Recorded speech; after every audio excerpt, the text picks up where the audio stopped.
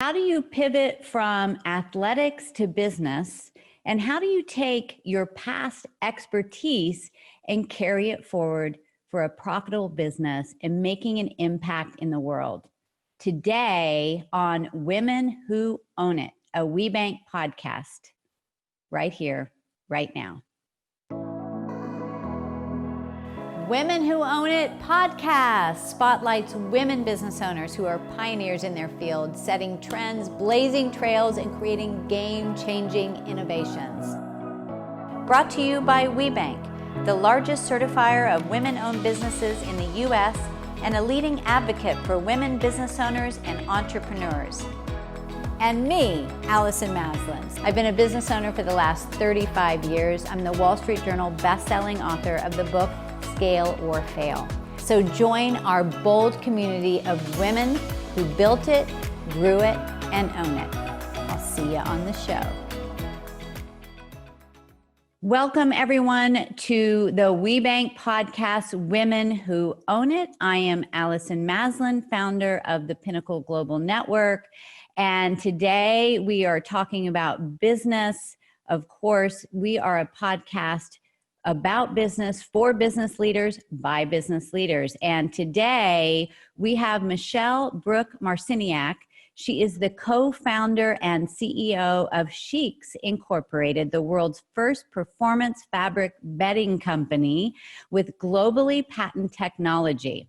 This sounds really cool. Inspired by the feel and breathability of athletic performance fabrics, former collegiate basketball coaches and standout athletes, Michelle and her co-founder, co-CEO Susan Walvius shook up the bedding world in 2007 by inventing a whole new performance home category in home textiles.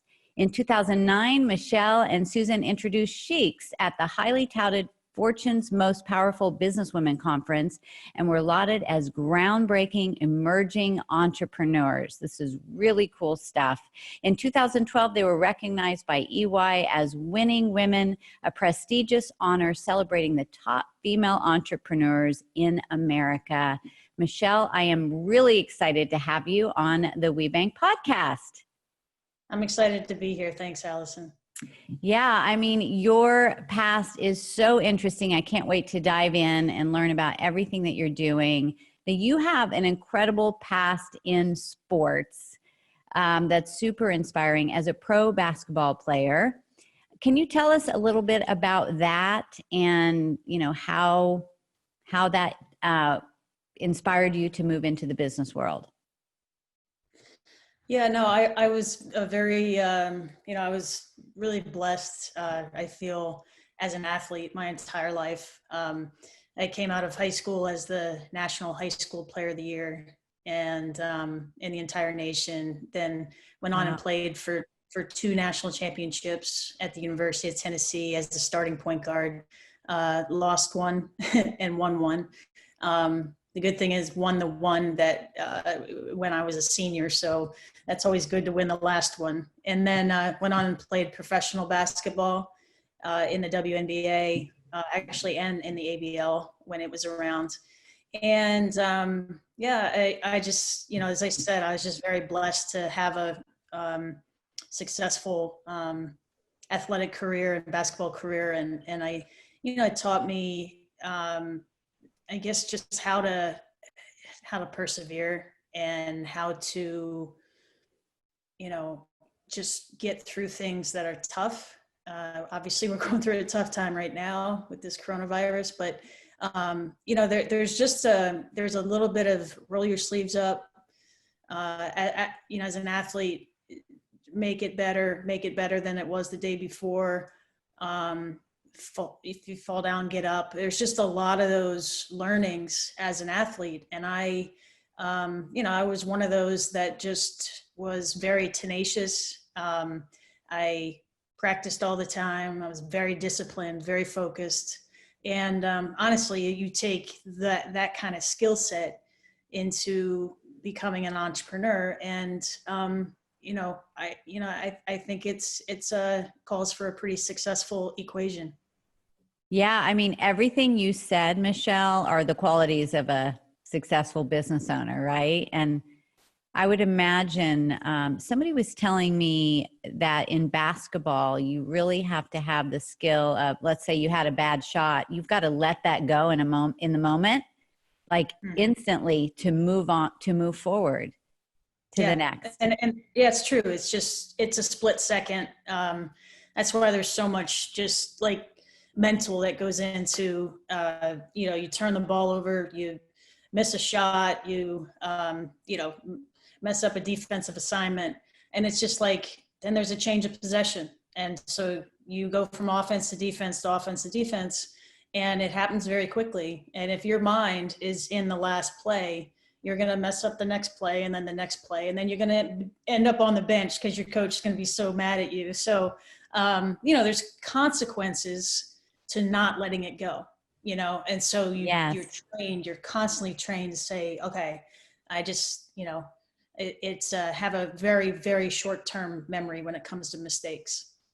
Yeah, I mean, that's such a mindset skill you've developed, because in business, right, there's all kinds of disappointments and quick changes. Of course, this virus has pulled the rug out of from under so many business owners, but it sounds like you have that where you're just like, okay, what are we going to do about it?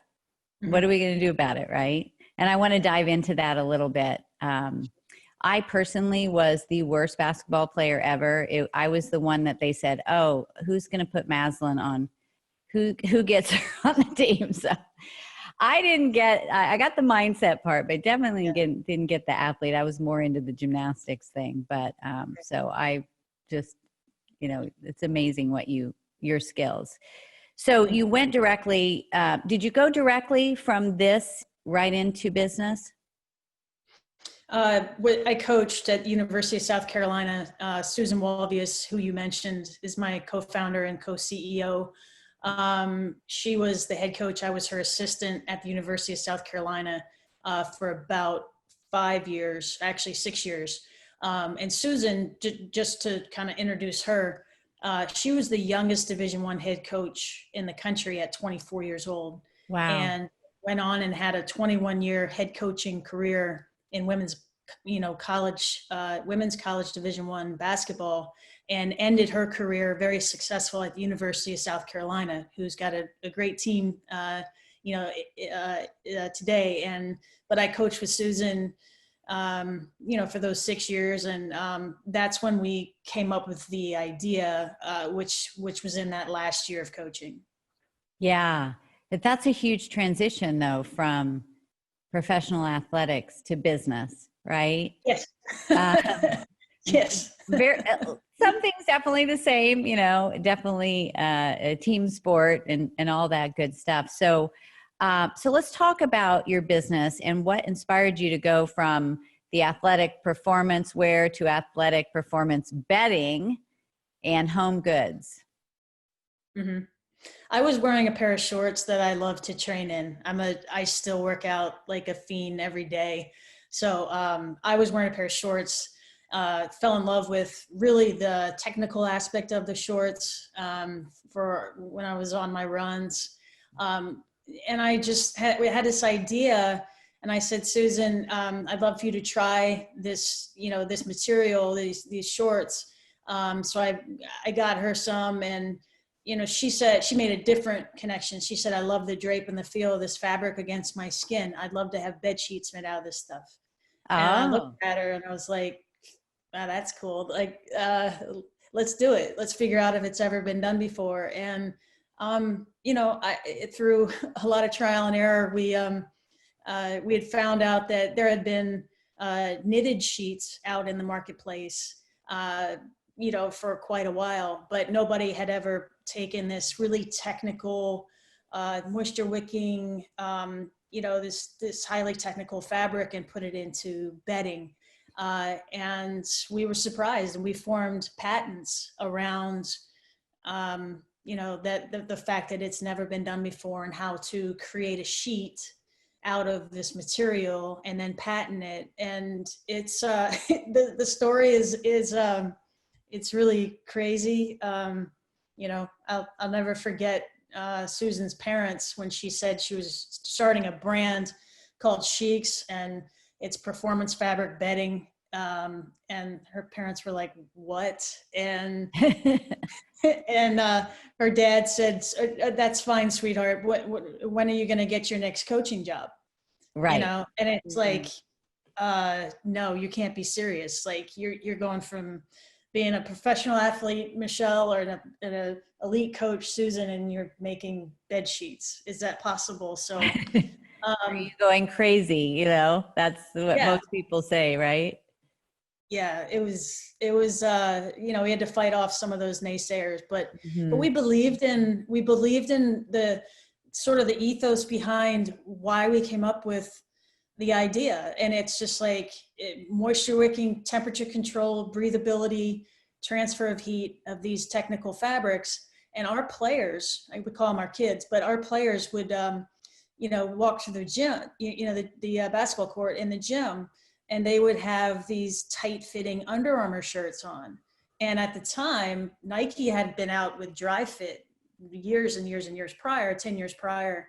But Under Armour came onto the scene, you know, about 15 years ago, and had this, you know, so our kids were walking through the gym, showing off their abs and their muscles and their little bodies. We're like, what are you guys wearing? You know, and it was Under Armour. And so these technical fabrics, we watched the evolution. Like we were ordering gear for our kids that was made out of the same, you know, technical fabrics as they were walking through the gym. And so we would order more and more of that and stop ordering cotton.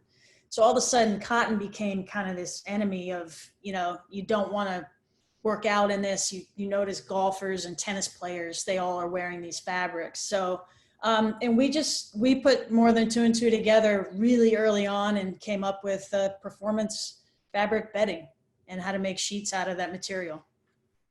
Yeah, I love it. And it just makes so much sense. You know, it's one of those things where you're like, I can't believe someone didn't think of this before. Yeah. Right? Because, you know, you're lying in bed. That's the temperature control, the breathability. That's usually the things that someone complains about. I'm too hot. I'm too cold. You know, it's all about temperature. It really is. Yeah, I love the innovation, you know, and I love the fact that you both, even though you didn't have the business experience, you said, we're going for it. You know, we really believe in it. And I do believe that when someone has, you know, Peter Diamandis says it's the, you know, the crazy ideas are the ones that you need to go. He's the founder of the X Prize. Those are the ones you need to go towards. The one that everyone else says, why are you doing this? You know? That's right. So good for you. So I'll just add, I mean, I was a psychology major and Susan was in urban development. So any entrepreneurs out there that are becoming entrepreneurs to think that they have to be in the textile business to run a textile business is not true. What we knew as athletes and coaches was to how to put together a great team around you, become very much sponge-like, make sure you ask a lot of questions and you don't talk, you listen. And there's a lot of experts out there that as long as they tell you something that you can then run with, then you can learn a lot and you can run an efficient business as an entrepreneur, even though if you didn't come from that background. Yeah, thank you for sharing that. I do think that people are afraid to step into the business world. They feel like they have to have a lot of training when really a lot of that just is on the job, right? Or on the court. And you really nailed it. It is about building a team. And I would imagine that you are both incredible at inspiring people into action instead of like just telling them what to do. And that's a sign of a great leader. Yeah. Yeah. You know, you have to, it's like you take your players, you know, or even me as a player, you know, just to snap at someone and tell them what to do. Yeah, sure. You can do that, but they're not going to run through a wall for you. You know, it's like being in the military, you know, it's like, if you have guys that are super passionate about the cause and you keep letting them know what the cause is, then they're going to run through that wall for you. And it's the same thing in athletics and it's like same thing with our employees. You know, if they know that we care, they care. And you know, you try to offer some kind of you know, constant inspiration to them, but you also have to be real with them and be a real person too, you know, and not just you know, I'm the boss and I'm here and you're here. It's about collaboration. At the end of the day, it's our jobs as leaders to make decisions, but don't ever stop taking suggestions from your employees because they want to be heard, you know, and that's a very important, you know, everybody has a voice and everybody likes to, you know, share that voice, whether you use it or not.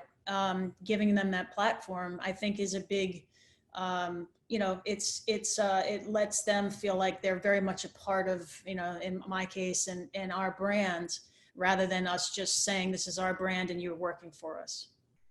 Yeah, thank you for sharing that. Honestly, that is such a big secret to success. And I talk about it all the time, moving from boss to leader. But you have so many business owners that are stuck and frustrated. Oh, my team isn't performing. You know, at 5 o'clock, they're running out the door and they're just not into it. They're treating it like a job. And if exactly what you said, when you're really tapping into their creativity, tapping into the why, then they're going to treat it like it's their vision as well. That's so right. That is huge. And I'm sure you took a lot of that from your past experience. So that's such a win-win. What was a surprise for you? Like, you know, getting into business that you maybe early on, you didn't really think that that was going to be an obstacle or part of the game? Probably underestimating the fact that it costs money to run a business, and it doesn't fall from a tree. Like it, you know, just the whole concept of raising capital. And I'm the one, Susan and I have very different roles in what we do. And for the beginning part of our journey, you know, we sort of did everything together. And then as you grow as a company, you start branching off. And so I've been in this capital raise mode. For me, it's every day, you know, because you can't just go up to someone and say, hey, I need $1 million. Hey, I need 25 grand.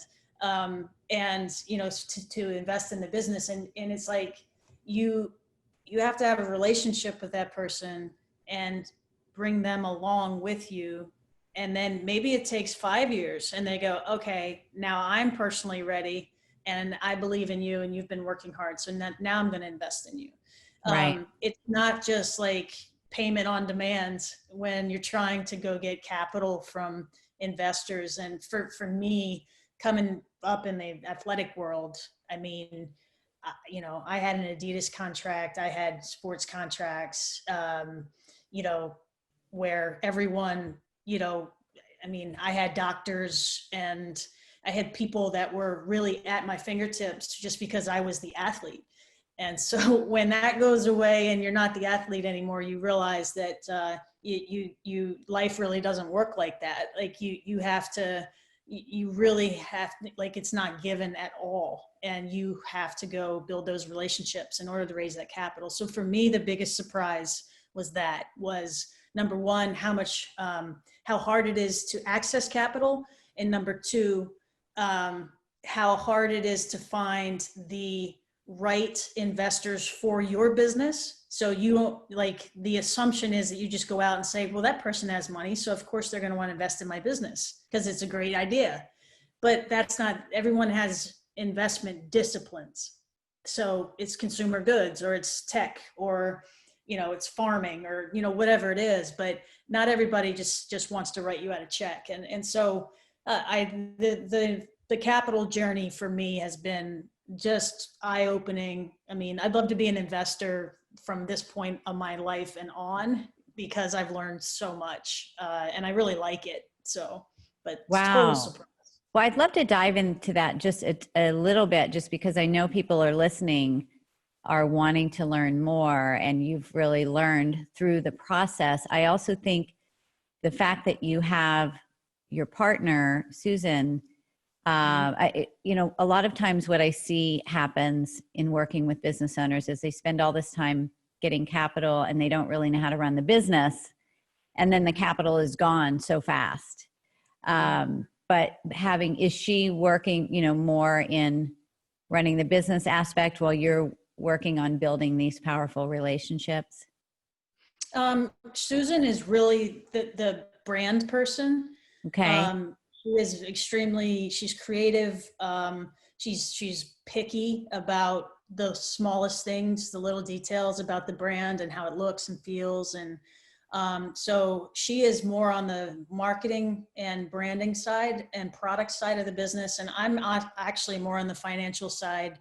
I'm not a big operations person. I've learned enough about it to know that it's not my thing. But when it comes to, cash flow and spending money and investing, bringing onboarding investors, and that's sort of where my sweet spot is. And then I have a responsibility to do things like I'm doing today, which is to be more of the face of the brand. And I do the commercials and stuff like that, which I don't necessarily love, but that's what I've had to do, and I'm fine with it. So well, you're good at it. I don't like it. Trust me. Well, I think so. A few things about that. I think that the building relationship part is critical in business. So Yes. Whether it's raising capital or just potential new vendors or new customers, it's all about relationships. So Yes. That is so important. So many business owners just hide behind their computer and I think really miss out. I think it's also the most fun part of business. Can you share any tips or things that have really helped you in either finding investors or just building those relationships in general? Well, I think number one, it's what I mentioned. It's not just like press play and all of a sudden you've got, money. It's making sure that people know that you bring them along with you, and that it might not be a quick turnaround. I can't emphasize it enough.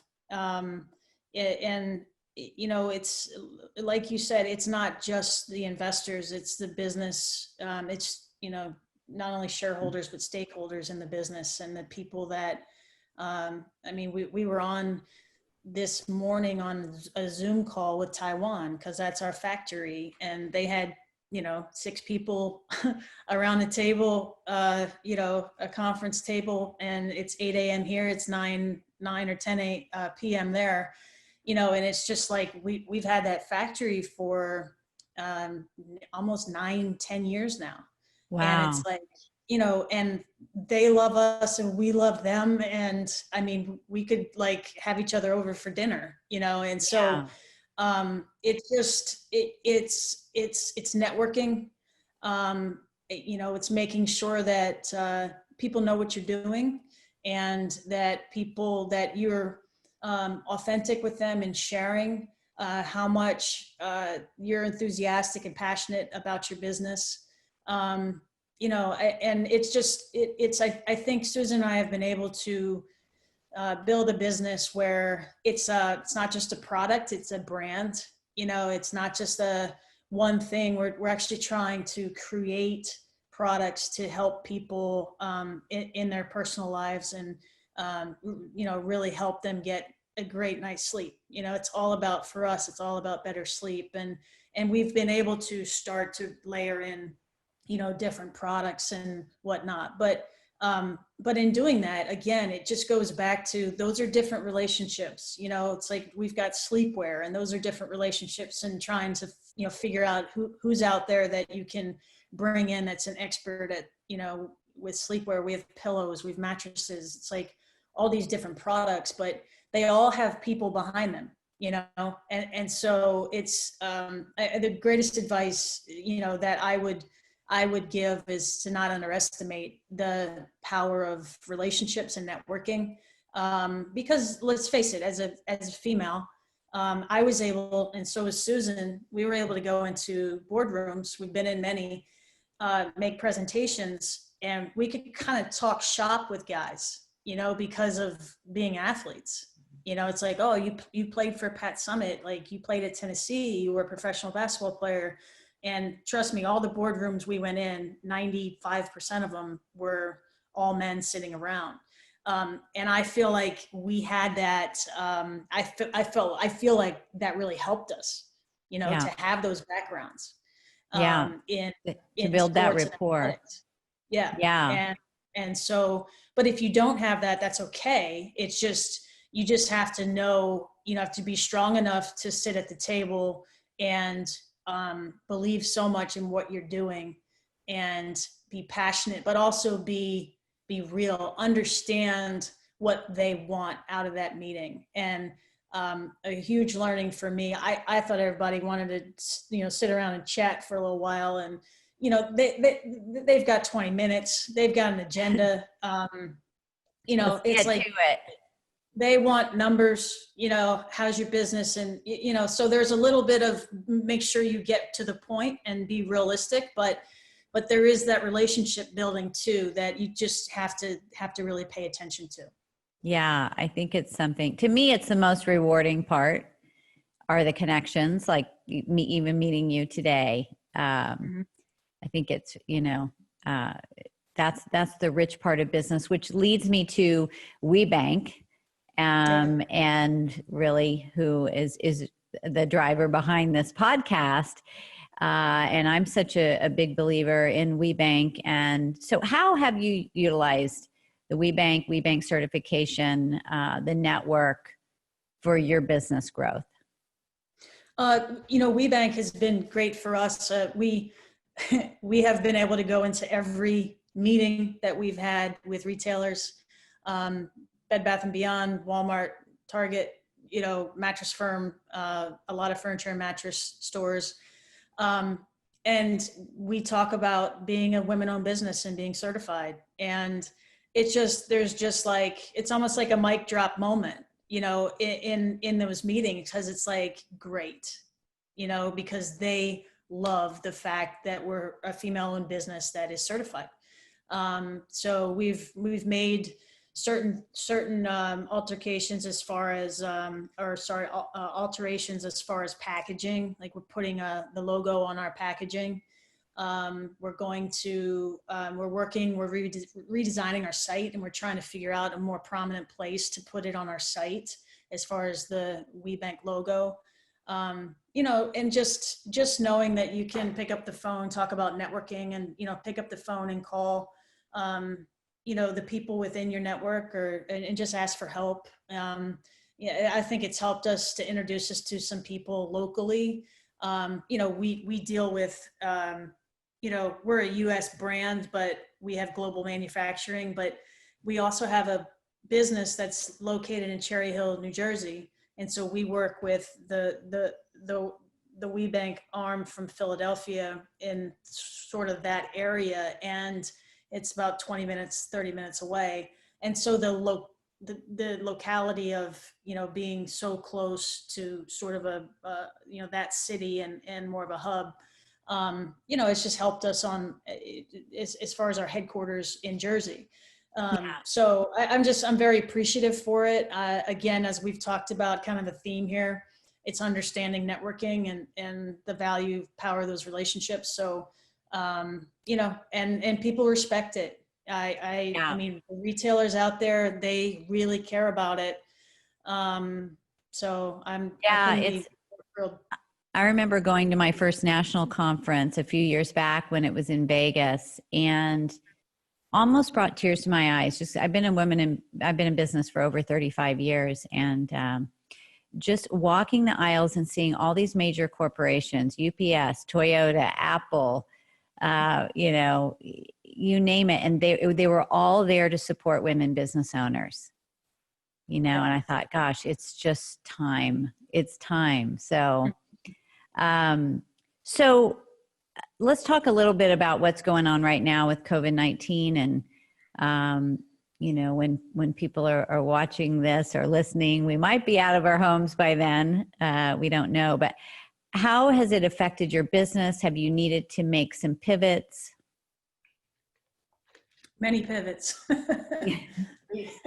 I mean, I say this, it was like about the end of the first week of March when this really started to ramp up. It's just, and I feel like every day the business changes. We're doing a new cash flow every day. We are talking to, like I had the Zoom call this morning with our factory in Taiwan. We're doing, calls with all of our, vendors and all the retailers, and it's and again, it comes back to that communication, because if you're going to pay someone or not going to pay someone, they need to know, and they need to know why. As long as they know why and you're straight up with them, they're okay with it, and if they're not, they're not. But this whole thing is completely systemic. I mean, it's like, I'm not going to pay you, so therefore they're not going to pay that person, and that person, Yeah. and so everything just gets completely locked.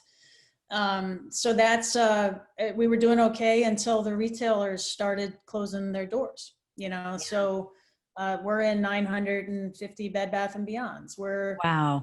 We were launching a new line in Walmart, which we're setting the stores. Yeah. During this crisis. Oh my God. So, and it, Mattress Firm we were about ready to launch at the end of May in Mattress Firm, and really, in a big way. And so those are the kinds of things that it's really unfortunate, because it came to a screeching halt. And fortunately for us, we've been building our direct to consumer business for the last, for our entire brand, but heavily in the last 2 years. And so we're able to run a pretty solid direct to consumer SHEEX.com and Amazon type business right now through this. And, knock on wood, I think we'll be okay with help from the stimulus package and the Small Business Administration loans. But it's a scary time. And we had to, we didn't furlough, but we had to lay a few people off. And then we had to, bring down the percentage of how many hours, and pay everybody was going to work within our company. And it's just like, that hurts me the most. Yeah. It's just like, we have 35 employees, and each and every one of them intimately. And it's like, I don't want to do this to you, Yeah. It's just gut wrenching. So, Yeah. I feel like I've aged like in a month and a half. Like tremendously. Yeah. Well, but like, yeah. You pivot on the court, right? Quickly. So Yeah. my guess is you pivot quickly in business. I'm wondering if, and all of those things they are so heart-wrenching and gut-wrenching. And I'm sure that your team loves you and says, okay, what do we need to do here? I would imagine it creates even more bonding. But do you feel like they're going to, on the other side of this, which we will get through, and we are all in this together, and do you feel like you're going to have other revenue streams from this? Has there been any innovation, or do you feel like now it's really taken our online business, forced us to get to another level? It's forced us to be more efficient on our marketing spend. Without if you take 50% of your business away, you're going to take 50% of your marketing spend away automatically.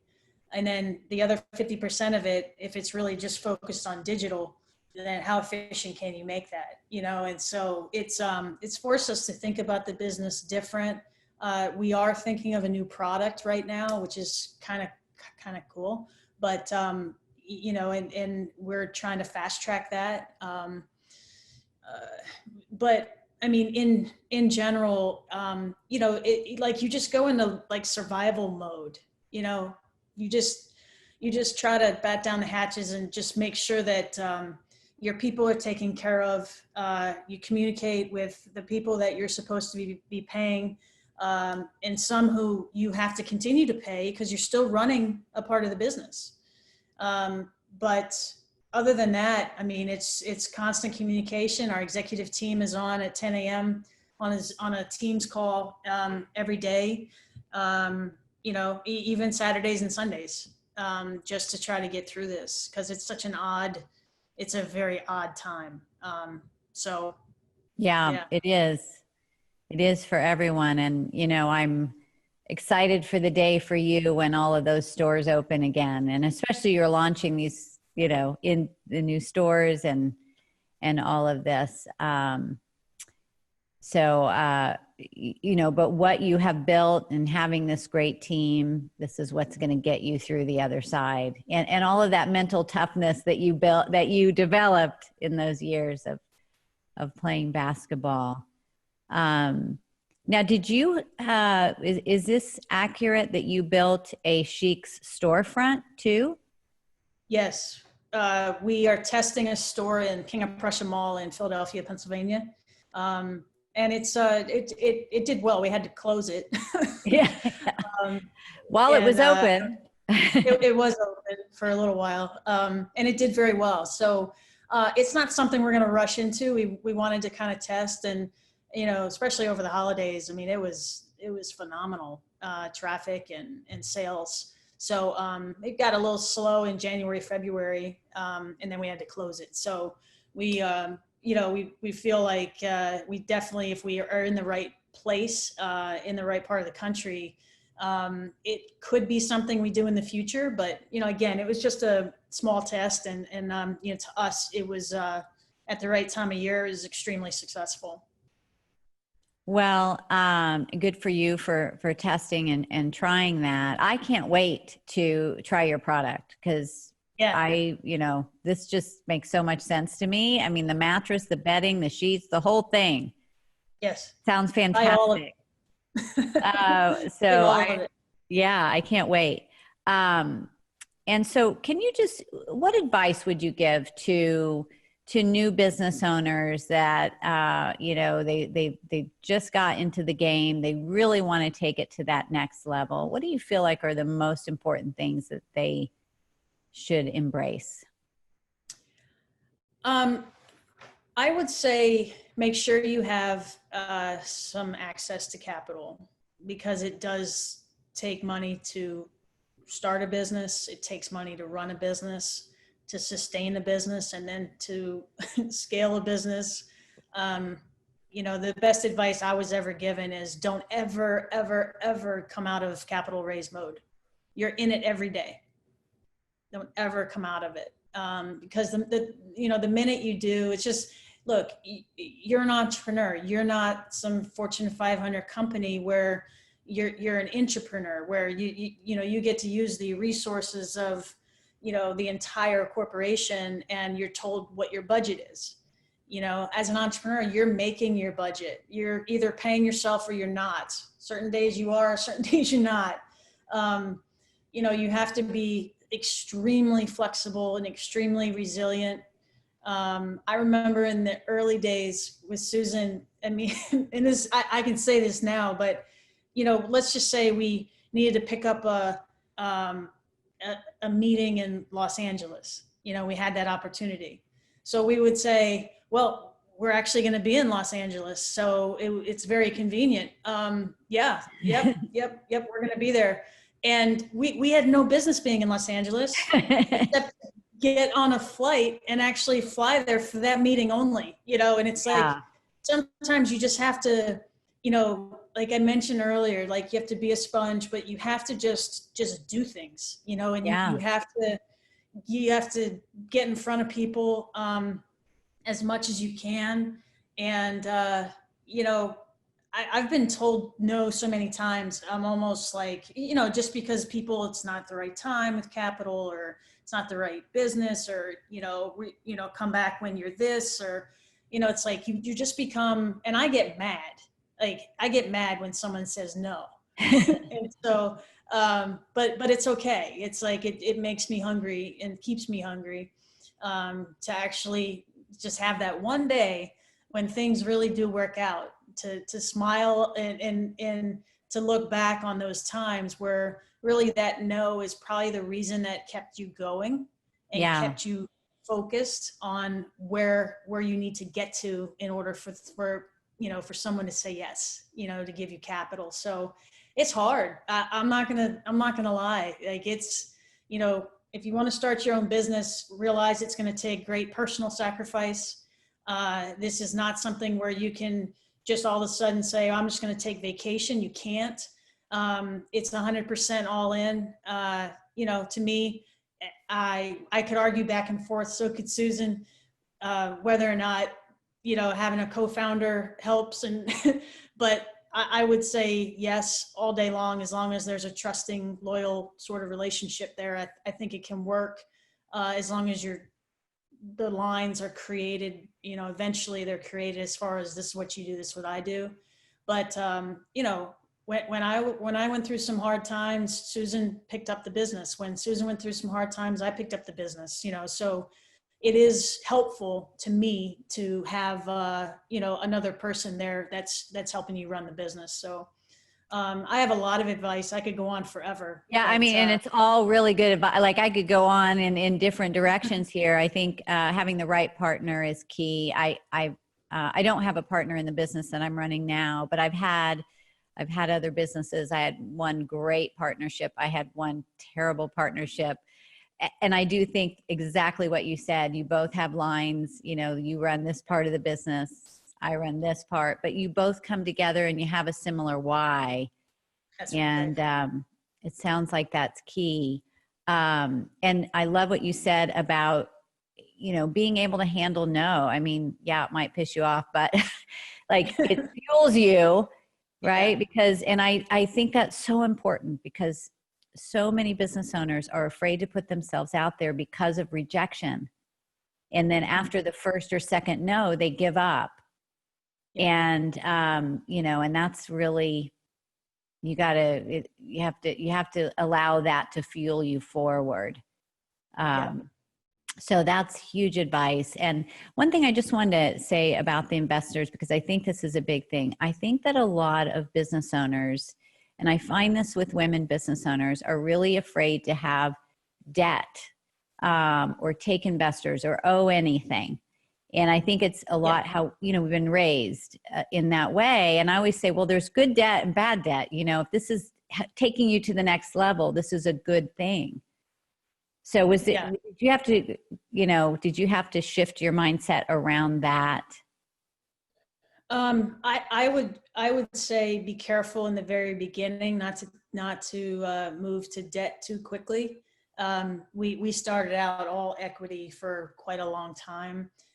It wasn't until our business started to scale a little bit that we actually went the debt route, because there was revenues that you could see coming in that you could pay that debt back. Yeah, debt's a scary thing, unless you're starting, to get to a point where you see the revenues coming in. But I agree with you, at the right time, it's a very good instrument. But I would go more with the, more on the equity side early on, if at all possible. Yeah. And I always feel like create a revenue focused company. So if you can create cash and you don't have to pay that back, that's the way to go. And it's profitability, I mean, it's how do you run a profitable business? It's hard, because you're trying to grow and you have to invest to grow, and, but how do you really sit down and get the best out of your supply chain and bring your COGS down as much as possible? And, how do you make some changes to that packaging so that it's not so expensive? And there's so much, it's just like trying to run a really efficient, lean business. It's a puzzle, ever evolving puzzle. Yes. But that's also what's kind of like the draw, there's this thing of, this desire of figuring it out. And you've done very well. And, I wish you just tons of blessings getting through this challenging time. I know you will. I think it will make us all stronger. I think so too. On the other side of this. So thank you so much for being with us today. And so when we're back up and running, but people can actually go to your website and buy your product. What is your website? It's SHEEX, it's all caps, but SHEEX. So it's S-H, SHEEX.com. okay, SHEEX.com. Definitely go check this out. And I'm going to be doing that right after this, interview here. I can't wait. So thank you so much, Michelle, for Thank you, being Allison. with us today. And I wish I you really enjoyed the conversation. great Thank you. success. And I just say, go ahead. no, I'll just say, I encourage, if I can do this, coming from a different world of athletics, going into textiles and making, bedding, I would just encourage you to follow your heart, follow your dream, have some thick skin. For all those out there that, question whether they can do it or not. You can do it. It's a matter of how much you're willing to sacrifice in order to get it done. So anything's possible, but it's what are you willing to put on the line for it? Yeah, definitely. And then get the support, surround yourself with a powerful network, Right. Get a coach. I'm a big believer. Obviously, that's what we do. But the network of WeBank is really an amazing one. So thank you for being with us, Michelle. Thank you. And thank you to the WBNC. Yeah. So everybody, thank you for listening in or watching. We do have the audio and video version of this podcast, so you can listen on your drive or watch at home. We welcome you to join our bold community of entrepreneurs by subscribing right now to our WBENC Women Who Own It podcast, connecting and learning from incredible business leaders worldwide. This is your podcast. So please share this with other business leaders you care about. Until next time, I am Allison Maslan, and we'll be talking to you soon.